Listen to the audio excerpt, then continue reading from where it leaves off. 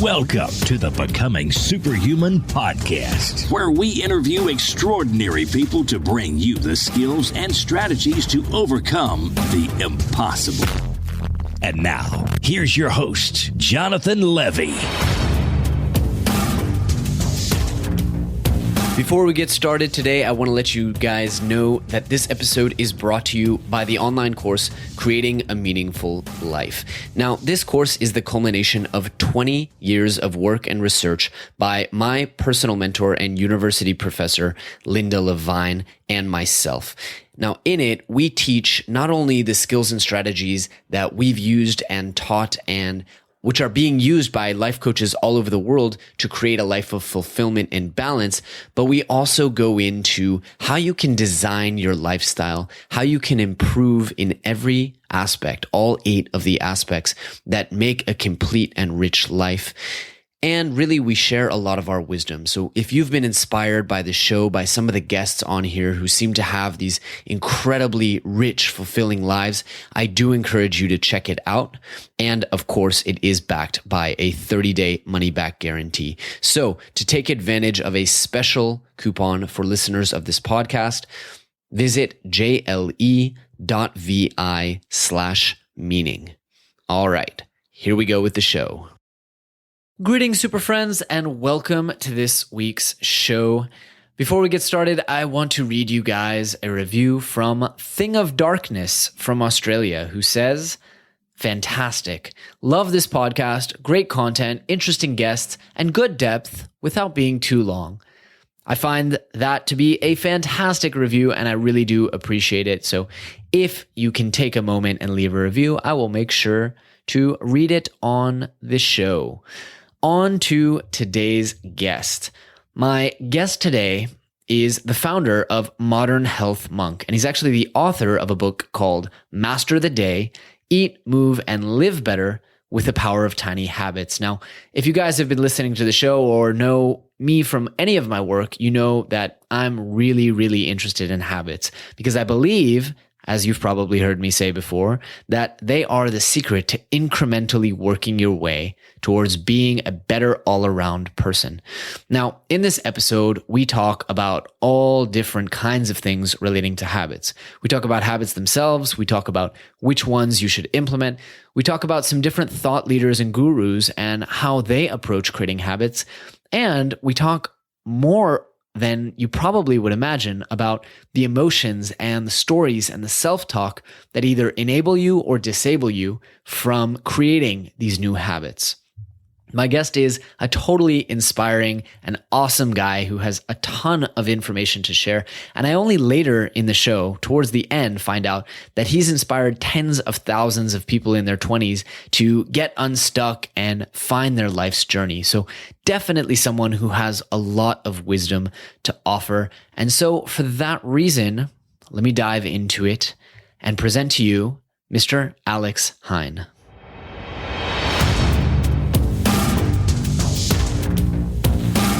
Alex, welcome to the show, my friend. How are you doing today? Thanks a lot. Great to be here.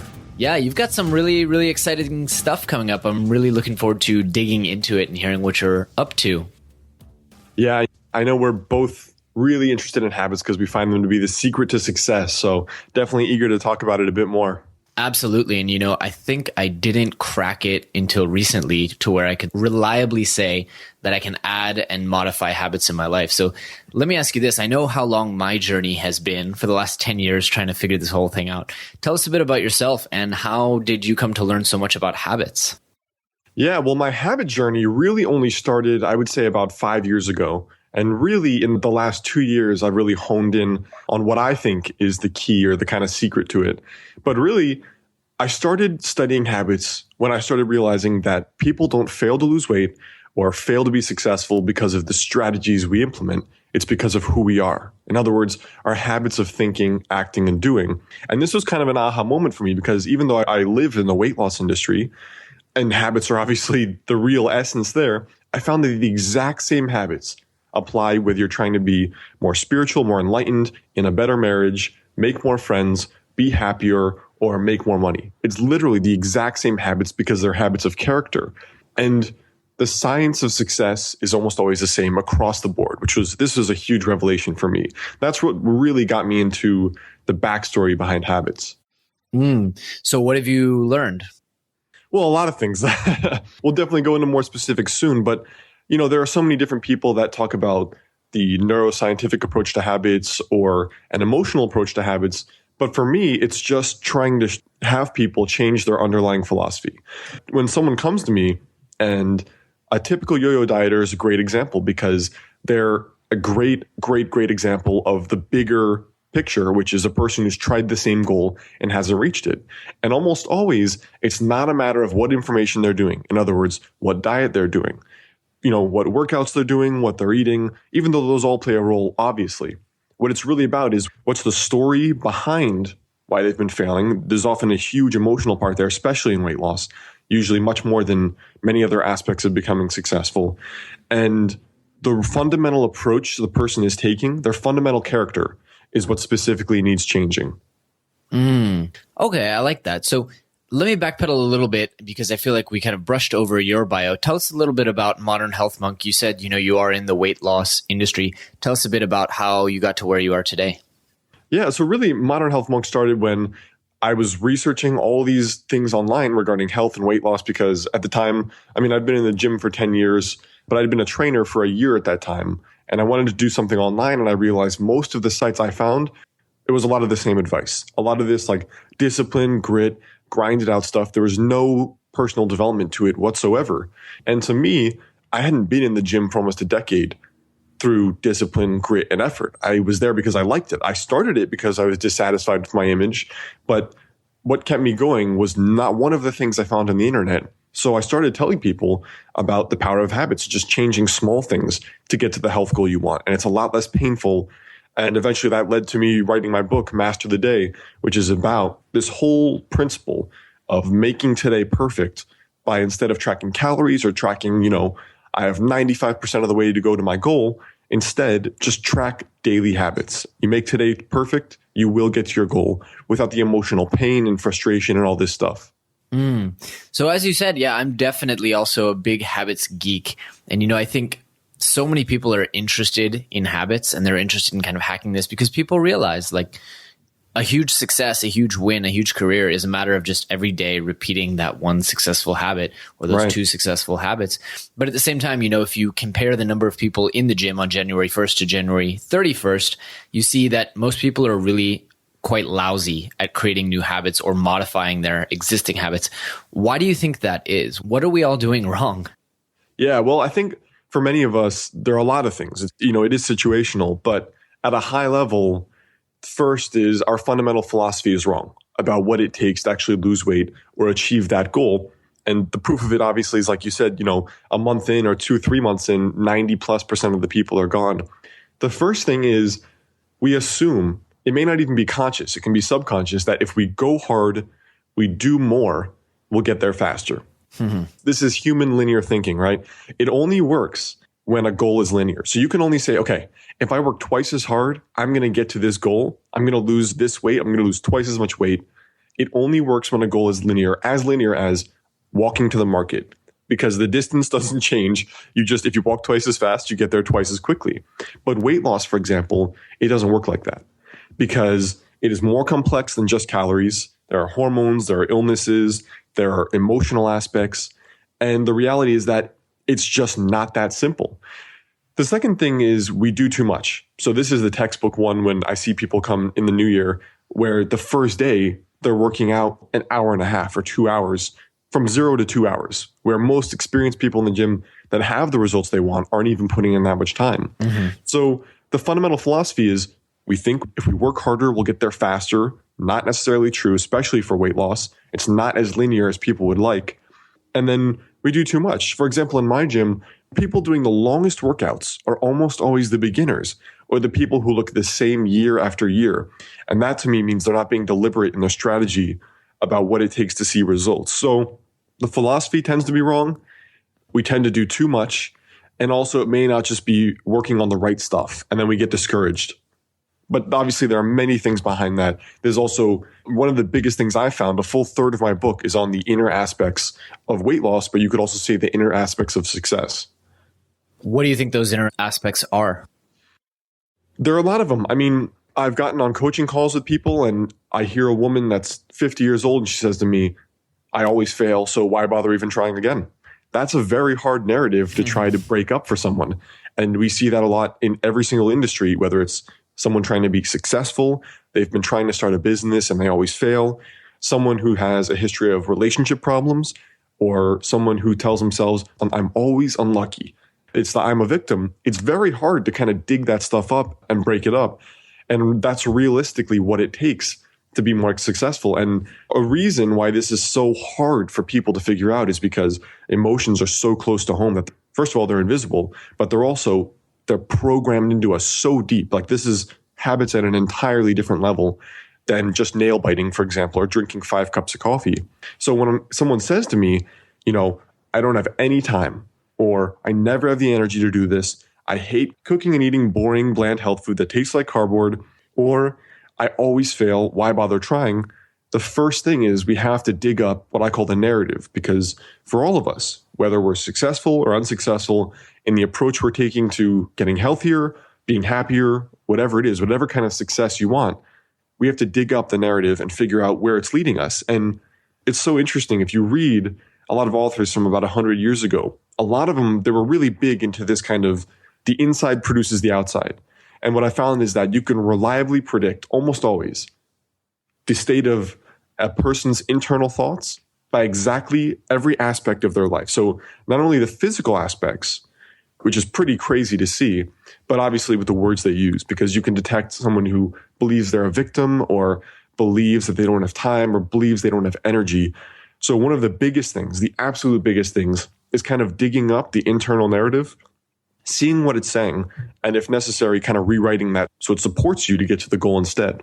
I like that. It reminds me, I had a professor once who we talked about kind of a lot of the psychological issues in management was the course. And talking about, when people have these bad habits is because they have a story that's not aligned with the reality, reality being a subjective thing, but the appropriate reality. People smoke because they have a narrative that says, it's not going to be me. It's going to happen to everybody but me. How do you think we correct those narratives? I mean, besides trudging it up, and when it comes to emotions, sometimes hard facts like 70% of people are going to end up this way. Sometimes those don't have any influence over our emotions. So how can we rewrite that narrative? For some people, it's just completely in their subconscious. They're not even conscious of the narrative at all. And I found that for a good chunk of people, it's as simple as generating awareness around the narrative. So sometimes it's as straightforward as if we're having a conversation and I just dig deeper and I say, they're like, I've always failed, so I'm not even going to bother trying. Screw it. I'm just going to eat whatever food tastes good. Might as well enjoy my life. And I say, okay, that's fine. But why do you say you always fail? And then every time I try, I was like, all right, give me specifics. And then we go back and they say something like in 2011, I did this cleanse, and then 2009 and 2005. I'm like, okay, so the last 3 times it didn't work out so well. And it's almost a process of, for some people, showing them that it's just a story that they created for themselves. A certain percentage of people, that will be fine. And then a certain percentage of people, it won't. And in that case, we're going to have to go a lot deeper. And it's a much longer process than just kind of digging it up. But for the average person, I would say when you show them the correlation between this is what I spot as the story we've been saying, and then these are the results we've gotten, for some, it's a big aha moment. It's pretty cool. Very cool. So tell me if this sounds appropriate. Whereas Gretchen Rubin comes from the angle of figure out what personality type you are and what triggers that personality type. And Charles Duhigg comes from the angle of this is how the brain works and this is cognitive behavioral modeling. You come at it from the angle of this is the story that I've been telling myself and these are my beliefs that I need to change in order to change a habit. Yeah, absolutely. So Charles Duhigg is a very scientific cognitive behavioral change, neuroscientific approach. Gretchen, I totally agree with each person figuring out what's going on there. Mine is, I want to say more simple. I don't know if that's unfair to compare mine like that, but I really do think mine's not based on cue, routine, reward. It's really based on a fundamental philosophy change, the way we approach goals. So the big umbrella for me is this idea of master the day, which is hence why I wrote the book, Master the Day. But the whole idea is that life doesn't change, whether it's weight loss, success, happiness, marriage. It doesn't change until something today changes. And that by itself is a huge revelation because most of us, we may have heard that idea, but if all we did was change something today, then that would already put us on the path we want to be on. And that, again, right there is a philosophical change because if we knew that it just took changing small things and that by changing something small today, it would be easier to change something small tomorrow, a lot of us would have a much easier time reaching our goals. So how do you change on a daily level? And when you think about it, the average person only reflects about what needs changing once a year, right? The new year, we write our resolutions, and that's the only time we reflect on what's working and what's not working. One time in 365 days. Imagine if you did that every day. Imagine if you did that 365 times now. Imagine how quickly you could iterate on your behavior and your habits. That's how I like to think of it. The way to change on a daily level is, first of all, instead of tracking calories, for example, or tracking, I need to earn this much money so we can go on a vacation, or I need to do all this stuff to fix my marriage. Instead, you pick your vital few habits. Usually I recommend 3 to 5 max. And then you just track your daily habits on a daily basis. So rather than a little thing I like to say is don't track calories, track your daily habits because you can get the same effect. It's just a matter of what lens you want to look through. So when you track your few daily habits, one of the things I recommend is putting a sheet at home, wherever you are a lot, whether it's your desk or in the kitchen or on your phone background, and then another sheet at work on your desk there. And you pick a few vital habits. We can talk more about them later, but to each person, it'll be different. And with these habits, basically, you write down Monday, Tuesday, Wednesday, Thursday, Friday. And then basically you just make a check or leave it blank, whether or not you did the habit. And at the end of the week, all you do is you tally up what percentage of the time you did the habits. And if it was below 60 or 50%, on Sunday, you do a quick habit review, takes 1 minute, and then you just write down new habits for the week where you've sat down and you realized, okay, I told myself I'd make a green smoothie for breakfast, but I didn't half the time. Why not? Well, I didn't have that much time. I didn't know what to put in it. I didn't know all these things. These are all basically barriers to our goals. And the new habits for the next week are overcoming those barriers. So if we didn't know what to eat, maybe that means Sunday I'm scheduling in 10 minutes to Google juicing recipes. Maybe it means Monday night I'm going to go buy a ton of veggies and just stuff them in the fridge with some fruits and vegetables and all that kind of stuff. And then the ultimate piece of all this is after we do the review, after we're doing this nightly check-in, basically you've shifted your consciousness from, again, your fundamental philosophy changes from, all right, I have 95% of the way to go. I still have 22 pounds to lose. This sucks. You're focusing on that gap, the gap which creates tension. It can be good tension, but most of the time it's really not. And it shifts from what do I have to do today? Here they are on one piece of paper, these tiny habits. I know that if I just keep doing these every day, then I'm going to get to my goal. It doesn't matter what kind of goal it is. I will get there without all the negative cognitive stuff, all the discouragement and the frustration and the pain and the narrative, the story cropping up just by tracking these core daily habits. That's kind of my own system as to how modifying habits goes and really how to become more successful, whether it's weight loss or anything else you're working on. That is a really solid explanation, I have to say, Alex. I'm wondering how long until habits become second nature? You know, the official science has changed over the years. I think it's around 70 days now. Right. I'm finding that some for me never get easier. One of my hardest habits was getting up earlier. I got an opportunity to work apprentice with a Chinese medicine doctor, and I had to get up really early. And even though I am a morning person, I'm not a 5:30 a.m. morning person. And I found that even after 6 months of doing that habit, it personally never got that much easier. But a lot of habits, for example, for me going to the gym 4 or 5 days a week for an hour is totally effortless. There's not one day do I encounter resistance, in years. I've never encountered resistance once. So it really depends on the person, how resistant they've been to the habit and more. And really it depends to me how much it really disrupts your life, because surprisingly, trying to wake up a couple hours earlier really does change your day-to-day schedule in a big way, where you can't go to bed at 11, you've got to go to bed at 9 o'clock. And then you have to change when you eat. And then you have to change when you go to the gym. So to me, it depends on a lot of factors. So usually for me, I like to think of it in terms of a 100-day rule. So that's another advantage to keeping the habit small. Because if it's too big at the start and you're thinking, oh man, I got to do this for 100 days, it sounds more overwhelming than it has to be. I love that. You mentioned, Alex, 3 to 5 habits at a time. So I want to ask, because you did a nice job of kind of giving our audience a piece of homework with the sheet of paper exercise. I want to ask, what are the 3 to 5 most impactful habits that you've seen with the people that you work with and which people should consider implementing today? Yeah. One principle I like to help people focus on that comes up a lot around the new year, where people may have been off track. Are we talking about overall habits or specific to health or? Yeah, let's go overall. Okay. One of them is, we'll start with the Golden Trifecta. So when I'm talking about weight loss, I tend to talk about one nutritional habit, one exercise habit, one accountability habit. But one of the principles when I brought this up to somebody that helped him more than anything else was this idea that I call the handshake technique.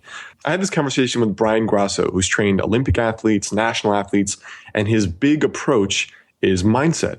And when Brian and I were talking, he said that when he was trying to get a CEO to come in early at 6 a.m., they would rationalize it. Their narrative was that I am too busy for this. I'm the CEO. I need to be making money and running this company.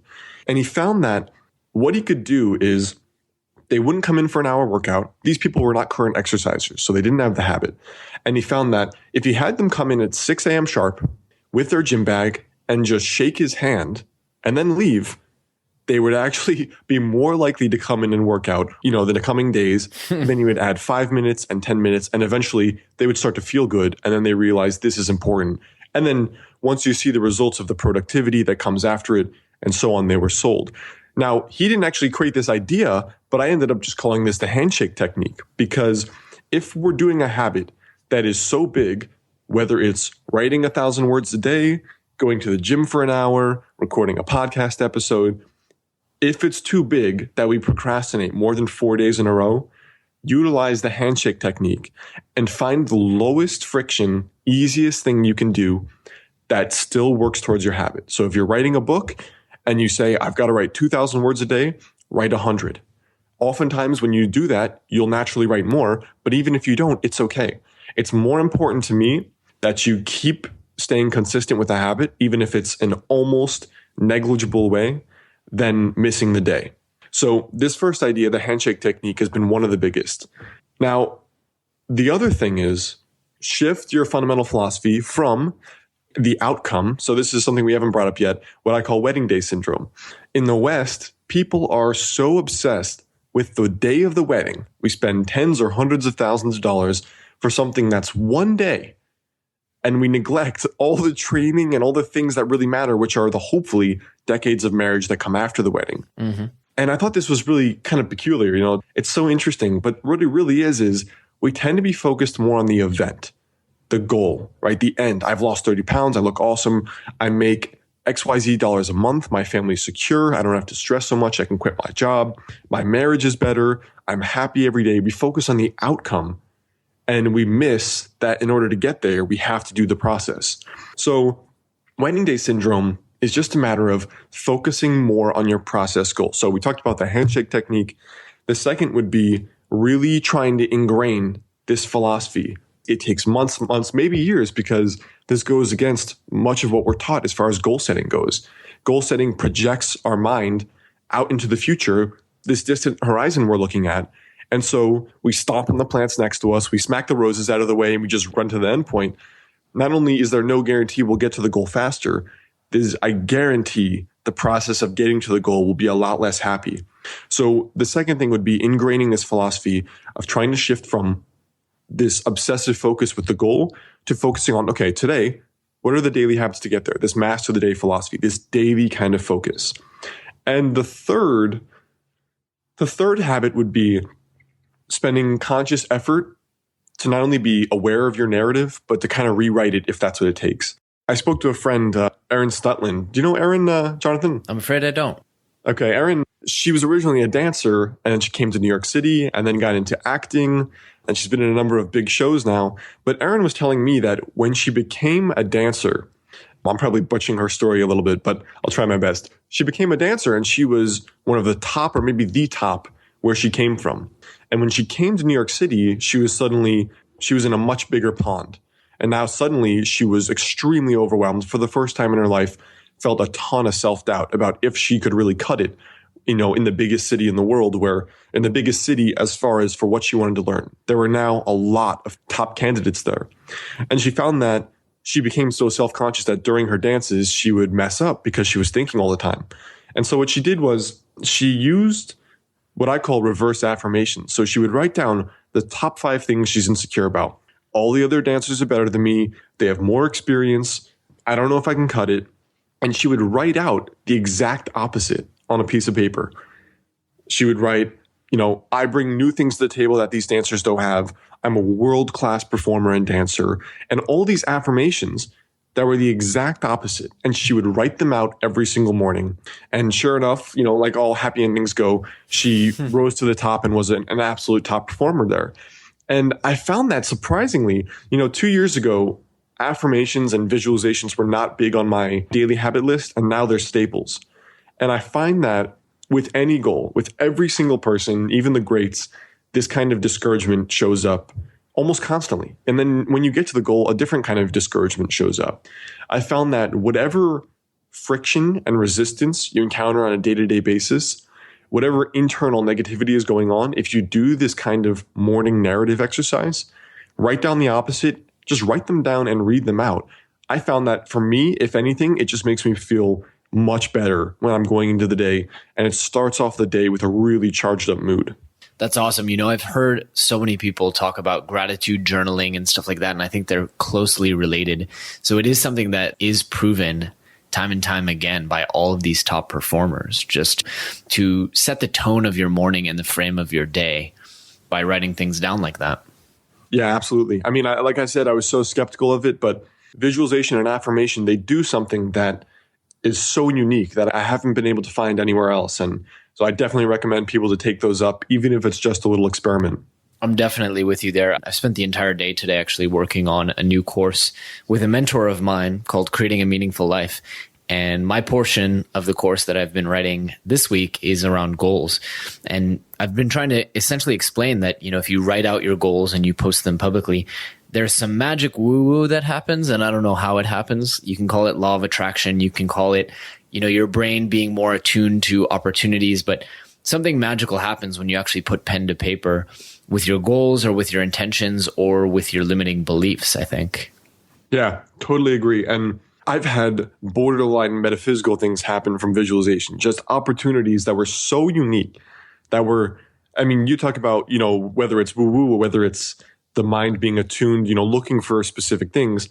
I've had things that were so unusual just pop into my life. So there is something there, maybe beyond what we know. And maybe that's the realm of quantum physics, but I definitely recommend to do it.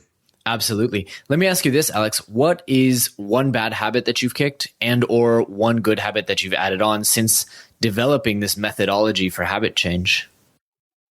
One of the most important habits that I've actually changed is, as a really ambitious, hardworking guy, has been trying to remove this obsessive focus with getting there.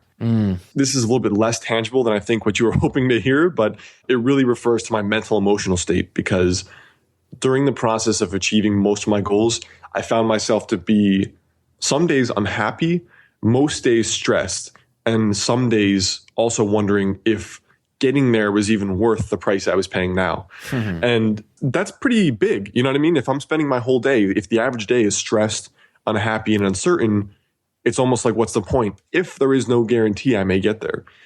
So one of the things that I did was I literally went through this kind of match of the day system, and I analyzed the emotional philosophy was that if I work twice as hard, I'm going to get there twice as fast. And I had to be honest with myself and look at my results and realize that, hey, for example, writing my book, for me, writing 2,000 words a day just doesn't happen, because I could only, I wrote my book when I had a 9 or 10 hour a day job.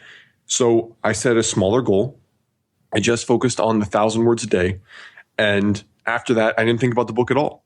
And I found that all the stress, all the anxiety went away. I started using Pomodoro timers. Are you familiar with those? Oh, yeah. I talk about it in one of my courses. Cool. Yeah, I use Pomodoro timers, and I found that this shift from I'm not writing a book, I'm just writing 1,000 words, and the shift from I'm not doing anything the rest of the week, I'm just doing 2 Pomodoros today, that sufficiently pulled me into the present where most of my work became flow producing. And, I used to clock watch quite a lot because I wasn't focusing on the right things and being disciplined about what I was doing hour by hour.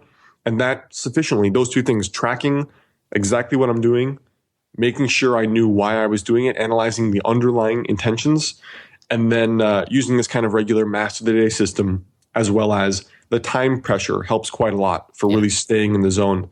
That really has been one of the most important habits for me. That's why I felt like I really had to share this kind of gospel, because just the inner aspects can be awful. The inner aspects of achieving any goal can be, for some of us, we just run ourselves ragged. And if you look at the numbers where the average person may not reach their health or weight loss or financial or happiness goal, at least in the short run, it's like if we hate the process and we don't get there, it's like you lose. We just lost in every sense of the word. And I really, really wanted to change that. Now, as far as, what was the other question? Changing a bad habit? Yeah. What's one habit that you didn't like that you were able to alter? One habit, actually, this is good timing, that I've been working on is coffee drinking. So I was never a big coffee drinker. And even to this day, I've always only had 1 coffee a day. But I do have a long history of GI problems, and coffee has just been destroying my stomach, giving me acid reflux and all this kind of stuff. And for me, Charles Duhigg has a really good approach where he talks about the cue, the routine, and the reward.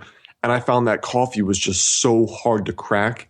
Working 12 hours a day, it was like the one good part of my day in the middle of the day, that break I needed. It was just so satisfying. And it was just my mental trigger for productivity. And I'm sure with a lot of people, it's the same. So one thing I found that worked better was, instead of going cold turkey or even just having half a coffee, and again, for me, this wasn't like I wanted to stop coffee. There was physical pain, like stomach pain involved in drinking coffee, and it was still hard. To show you how messed up we humans are about changing our habits, we'll destroy ourselves willingly and keep going until we can't anymore.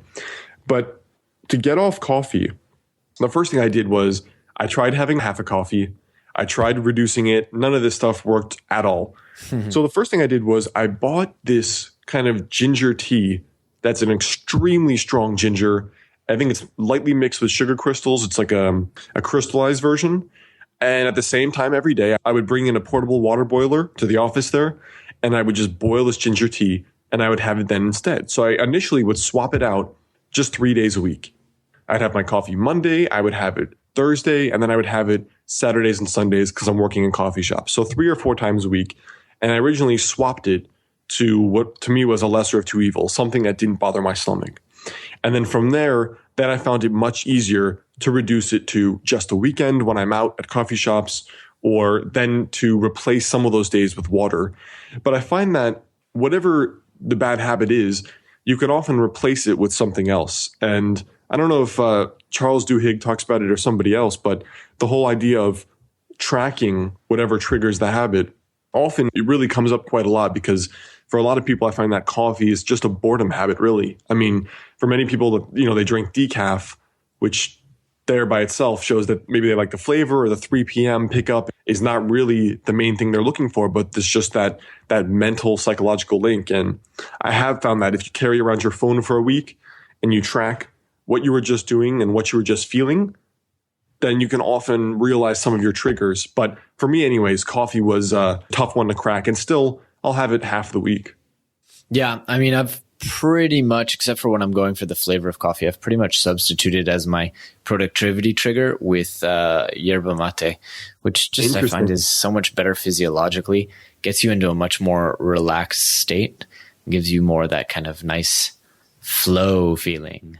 I'll have to try that today. Yeah, I love it. I really, really love it. Alex, who are some other thought leaders that you follow in the space? Interesting. In the personal development space? Yeah. I would say, I'm actually looking at my bookshelf here, right to the left of me.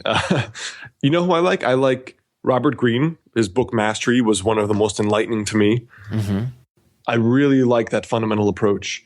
I also am a big fan of Jack Canfield a lot. I really like that he focuses on, and I think in more recent years, he's spending a lot of time on visuals. And that was one of those books that I had to read like 3 times. I think it was The Success Principles. And each chapter is a success principle and a story about a person who used it. And I think it was that book that really fully pushed me over and converted me to doing daily visualizations. But I would say those are 2 of the biggest now. Otherwise, to be honest, a lot of what I try to model is I'm actually going back to school to be a doctor of Chinese medicine in the summer. And one of my longtime obsessions has just been studying the holy men, the sages of the world. And I always find a lot of inspiration from that as well, because there's just a different, this is maybe out of the scope of our talk, but there's a lot of personal cultivation that goes there that I don't normally see emphasized really anywhere else. There's personal development that we see, but self-cultivation, I think, is a lot less common. And that's a big theme throughout my life as well that I strive towards. I have a completely random question while we're going on random. What is the deal with Milk the Pigeon, your Twitter handle? Explain that to me, because I know you also had a blog about, helping 20-somethings find their path and stuff like that. I couldn't figure out what Milk the Pigeon meant. So long story short, when I got my first job out of college, it was a good job, but at 3/4 through the year, I was a teacher in a high school. I hated the job. And I decided, why don't I just move to China? Because I'd always been into meditation and self-cultivation, martial arts. So moved to China, learned to speak, read, and write Chinese. And I was like, I'm never coming back. I'm going to become a monk, go live in a monastery 5 years, come back as all hardcore and enlightened. I ended up staying a little bit over a year, but I did learn to speak, read, and write Chinese. And when I came back, I promptly fell into a massive depression because not only could I not see myself in a normal corporate job, because I just lived this epic year doing what I wanted to do, not what I had to do, I had no idea what to do next. And I fell into this funk. And around that time, I didn't know what personal development was. I didn't have mentors at all, people that were living this great life. And I was so shocked by the fact that I didn't know a single person that wrote out the kind of life they wanted on paper and had either worked towards it or achieved it. I didn't know one. I'd never met one, never even seen one in a movie, none of that. So basically I was like, later on I learned that many entrepreneurs are like this, but I didn't know what an entrepreneur was then too. And then I was like, then this is depressing, but that's fine. I'm going to be the first then. And so I created this blog, Milk the Pigeon, which means to do the impossible. I think it's an old English saying, trying to milk a pigeon. And I created this site and it just started going viral with 20-somethings. And a lot of people started commenting and sharing, and Inc. magazine and HuffPost started interviewing me and things like that. And it was really because every day I was writing inspirational articles that were basically pep talks to myself. Like, if you're sitting here, you have all this opportunity, why are you not using it to do something? And other people, the inspiration just became addictive to other people. And ultimately, Milk the Pigeon, there's a book coming out for that one as well next year. But Milk the Pigeon just became kind of my personal site since then, where I don't write as frequently, but that one has a heavy personal development focus itself. Very cool. I feel like I should have asked that at the beginning of the interview, because I feel like I better understand you and your journey by virtue of that. Although I'm resisting the temptation to say we'll edit that into the beginning of the interview. I think we'll keep it just as it is, and the audience can kind of discover a little bit more about you towards the end. It's important because life is nonlinear. This is one thing one of my first great mentors, Chinese medicine mentors, taught me, that we try to control life because we think that the future is going to be linear. I build this business, I get married at this age, I have 2.5 kids, I get the house, but it almost never is linear. If you look at your past, look at the last 5 years, where you've been, the things you've done, the things that have changed, the things that have come and gone, it's almost never linear like that. And 5 years ago, I never would have thought I'd create a site called Milk the Pigeon. I never thought I would, create this online health site and write this book that's helped a lot of people and be doing this now, or even studying Chinese medicine. I mean, 5 years ago is a drop in the bucket compared to a human lifetime. And I think also understanding that the future is not linear, that I may be here, there, someone I love may die or go away, and that may change everything by itself. Understanding that is also helped me relax and not quite stress out as much about the future. Understanding that it's going to change, and just the worst thing you can do is resist life. Just accept it, work hard, master the day, and keep plugging along. This is awesome stuff, Alex. As you talk, I'm reading through, your blog post about why 2015 was your best year in your life. And I feel exactly the same. I can tell you and I are going to be fast friends. That's for sure. Alex, if people want to learn more, get engaged with you, we've already talked about milkthepigeon.com, but where can they reach out to you and learn a little bit more? The best place, if you're a lost 20-something, go check out milkthepigeon.com. It's very irreverent tone. modernhealthmonk.com. That's MODERN. That's really, if you want to lose weight, have more energy, if you're an ambitious professional that wants to really to be fitter. And also for readers, my book, Master the Day, Eat, Move, and Live Better with the Power of Tiny Habits, that's on Amazon. And if you buy it and send me a receipt, I put together this 2-hour bonus video course. One's an hour-long case study with a successful student and friend. I think he lost like 27 pounds. A sit-down interview I'll give you, and another hour of bonus training. So if you grab it on Amazon, just send me a receipt. You could send it to Alexander at modernhealthmonk.com. Again, that's MODERN, Healthmonk. Send that to me, and then I'll give you those bonuses for free too. Awesome. We really appreciate that, Alex. And my final question that I want to ask you before we wrap up is, if people take away one message from this entire episode and they carry it with them for the rest of their lives, what would you like that message to be?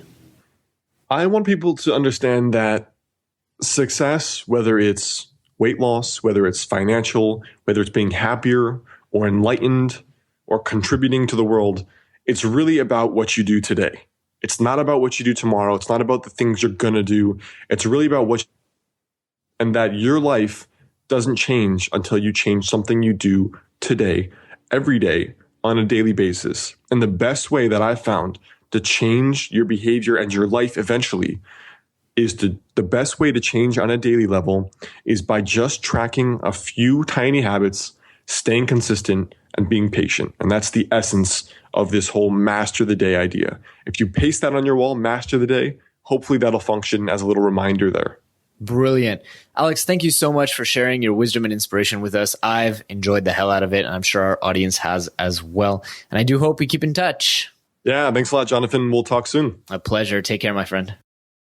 All right, super friends, that's it for this week's episode. We hope you really, really enjoyed it and learned a ton of applicable stuff that can help you go out there and overcome the impossible. If so, please do us a favor and leave us a review on iTunes or Stitcher or however you found this podcast.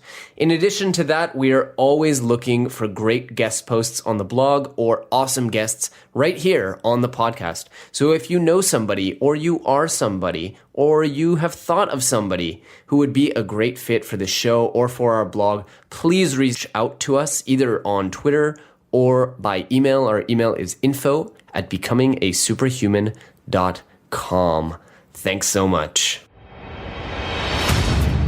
Thanks for tuning in to the Becoming Superhuman podcast. For more great skills and strategies, or for links to any of the resources mentioned in this episode, visit www.becomingasuperhuman.com/podcast. We'll see you next time.